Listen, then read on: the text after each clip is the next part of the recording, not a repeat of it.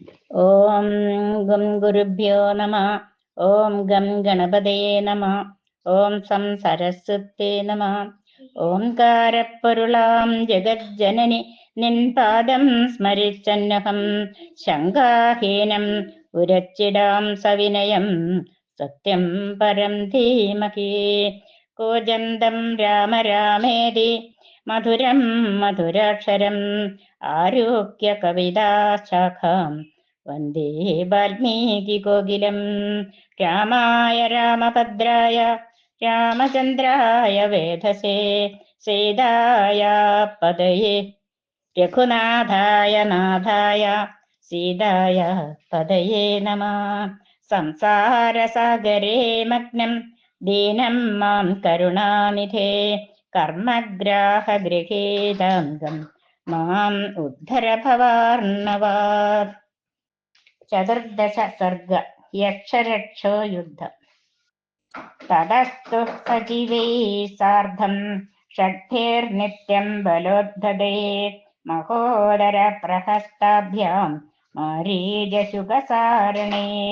ധൂമ്രാക്ഷേണ ച വീരേണ നിത്യം സമരഗ്രദ്ധുനാ സംവൃത പ്രയയൗ ശ്രീമാൻ ക്രോധാല്ലോകാൻ ദഹന്നിവ.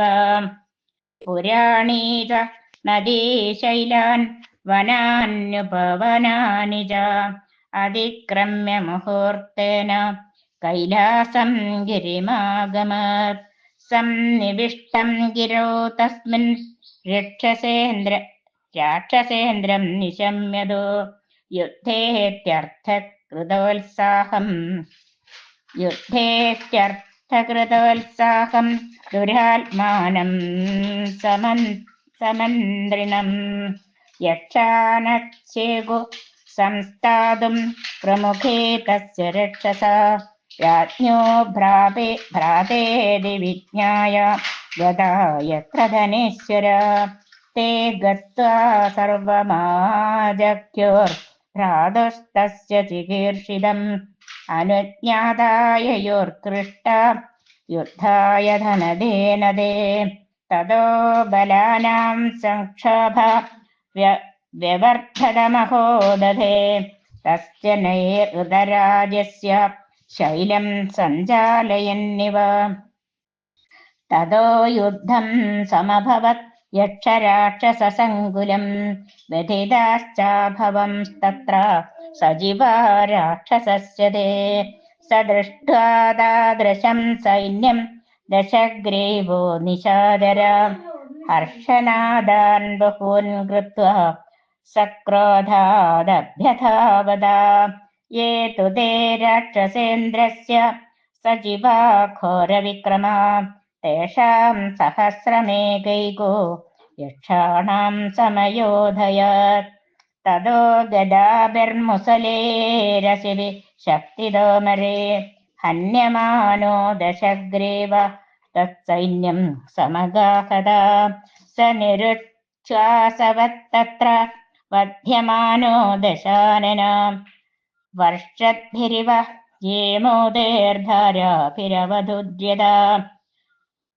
ധാരാഭേരവരുധ്യത. ന ചകാരവ്യഥാം ചൈവ യക്ഷശസ്ത്രേ സമാഹത. മഹീധര ഇവാംഭോധേർധാരാശതസമുക്ഷിത. സ ദുരാത്മാ സമുദ്യമ്യ കാലദണ്ഡോപമാം ഗദാം പ്രവിവേശ തതഃ സൈന്യം നയൻ യക്ഷാന്യമക്ഷയം. സ കക്ഷമിവ വിസ്തീർണം ശുഷ്കേന്ധനമിവാകുലം ഹതേനാഗ്നിരിവാദീപ്തോ യക്ഷസൈന്യം ദദാഹദത്. തൈസ്തു തത്ര മഹാമാത്രൈർമഹോദരശുകാദിഭിः അല്പാവശേഷാസ്തേ യക്ഷ കൃതാവാദേരിവാംബുധാ. കേചിത് സമാഹതാ ഭഗ്നാ പതിതാ സമരക്ഷിതോ ഓഷ്ടാംശ്ച ദശനൈസ്തീക്ഷ്ണായേ വ്യദശൻ കുപിതാരണേ. ശ്രാന്താശ്ചാന്യോന്യമാലിംഗ്യ പൃഷ്ടശസ്ത്രാരണാജിരേ സീദന്തി ച തദാ യക്ഷ कूला इव जलेन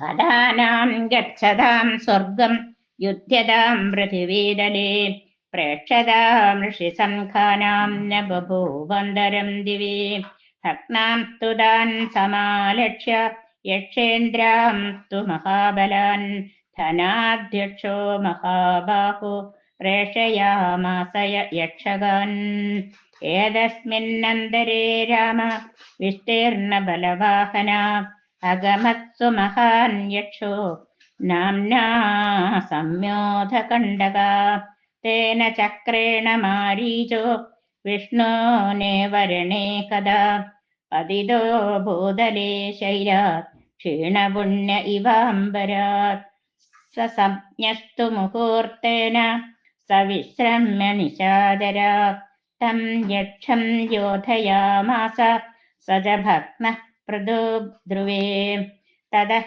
काञ्चनचित्राङ्गं वैदूर्यरजः सोक्षितं मर्यादां प्रतिहाराणां तोरणान्तरमाविशत् तं तु राजन् दशग्रीवं प्रविशन्तं निशाचरं सूर्यभानुरिधिख्यातो द्वारपालोऽन्यवारयत् स वार्यमाणो यक्षेण प्रविभेश निशाचरा यदा तु वारिदो राम न व्यधिष्ठत्स राक्षसा ततस्तोरणमुत्पाट्य तेन यक्षेण ताडिता रुधिरं प्रस्रवन् भाति शैलो धातुस्रवैरिव स शैलशिखराभेण तोरणेन समाहता